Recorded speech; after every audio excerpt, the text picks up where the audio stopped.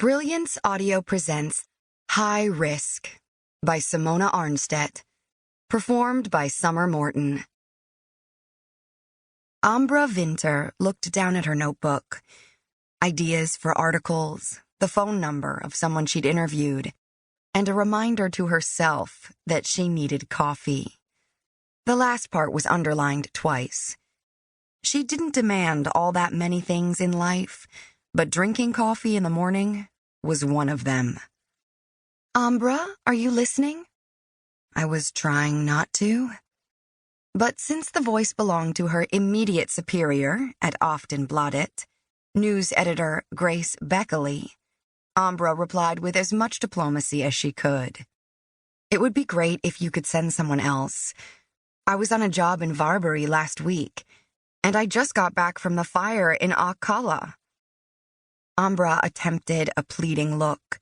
There had to be some other reporter Grace could send on this particular lousy job. A young, hungry journalist who wasn't yet as cynical as she was. Someone who would appreciate being able to leave their desk. Except I want you to go. Grace made a sweeping gesture with her slender hand, and her long, pointed nails glittered. She looked like a supermodel, but it was for her dynamic leadership that she was renowned. And Ambra knew that Grace would win this battle, just as she always did. Where was it again? Ambra asked. Her clothes smelled of smoke. She never got used to how quickly a fire could spread. 3 minutes and there were flames everywhere. No fatalities, which was a bad angle, but good all the same. Families should never die in fires 3 days before Christmas. Norrland, like I said. Norrland's huge. Could you be more specific?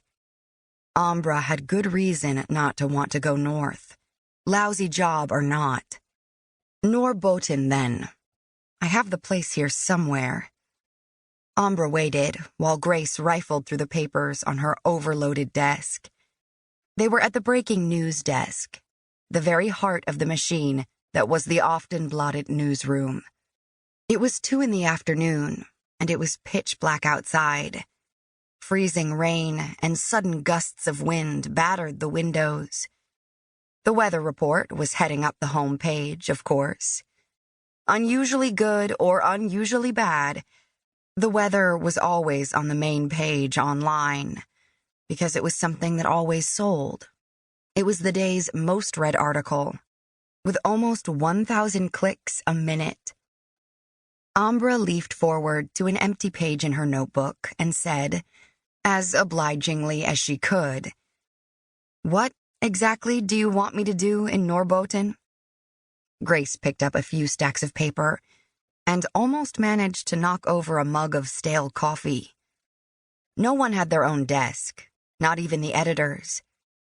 Grace was one of 4 news editors who manned the desk, round the clock, every day of the year.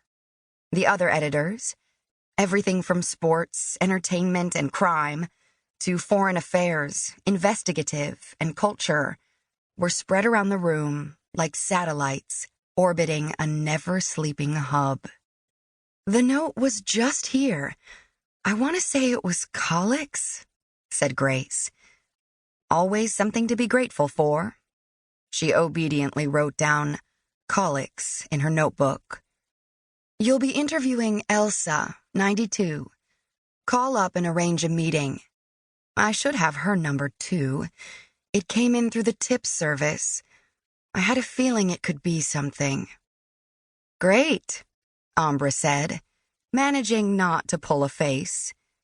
The tip service was Aftonbladet's digital space for ordinary people to submit news tips and earn 1,000 kroner if it paid off. In 99.99% of cases, it didn't. But Ambra wrote down Elsa anyway, and then rubbed her forehead.